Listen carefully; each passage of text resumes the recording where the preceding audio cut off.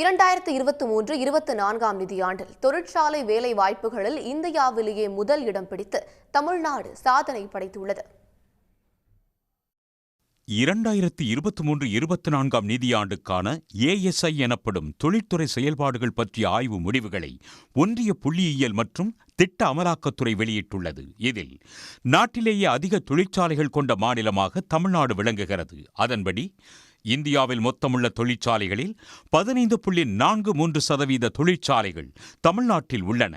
முக்கிய பொருட்கள் உற்பத்தி மூலம் உற்பத்தி துறையில் 10% பங்களிப்புடன் நாட்டிலேயே தமிழ்நாடு 3ஆம் இடம் பிடித்துள்ளது.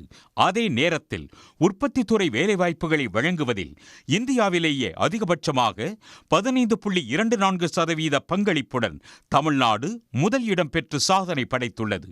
13.07% வேலைவாய்ப்புகளை வழங்கி குஜராத் 2வது இடத்தையும் 12.95%துடன் மகாராஷ்டிரா 3வது இடத்தையும் பிடித்துள்ளன.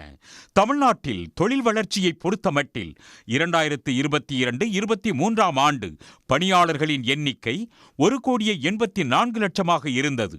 இது 2023-24 1,95,00,000 அதிகரித்துள்ளது. அதாவது ஒரே ஆண்டில் தொழிலாளர்களின் எண்ணிக்கை 5.92% அதிகரித்தது. மூலதன முதலீட்டை பொறுத்தமட்டில் 2022-23ஆம் ஆண்டு 61,39,000 கோடி ரூபாயாக இருந்தது.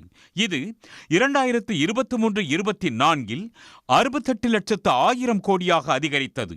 ஆய்வில் தெரிய வந்துள்ளது.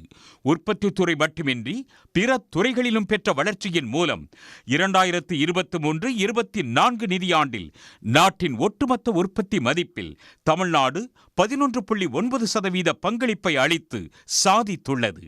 உடனுக்குடன் செய்திகளை தெரிந்து கொள்ள சன் நியூஸ் பெல் ஐகானை கிளிக் பண்ணுங்க.